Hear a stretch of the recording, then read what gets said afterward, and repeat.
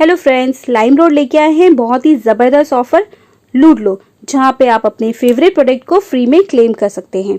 फ्री में product claim करने के लिए आपको सिंपली लाइमरोड को प्ले स्टोर से डाउनलोड कर लेना है और लॉगिन कर लेना है। लॉगिन करने के बाद में उसके होम पेज पे कट द प्राइस पे क्लिक कर लेना है और अपने फेवरेट प्रोडक्ट को चूज़ कर लेना है। फेवरेट प्रोडक्ट को चूज़ करने के बाद में कट द प्राइस में आपको क्लिक कर लेना है और सिंपली अपने प्रोडक्ट की लिंक व्हाट्सएप, फेसबुक या जीमेल थ्रू अपने फ्रेंड्स के साथ में शेयर कर लेना है। जैसे ही आपके फ्रेंड्स आपके शेयर किए हुए लिंक से लॉगिन कर लेंगे, आपके प्रोडक्ट की प्राइस 50% से 100% कट डाउन हो जाएगी और आप अपने फेवरेट प्रोडक्ट को फ्री में क्लेम कर सकते हैं। और ये ऑफर बहुत ही लिमिटेड टाइम के लिए है, सो डोंट वेस्ट टाइम और लूट लीजिए।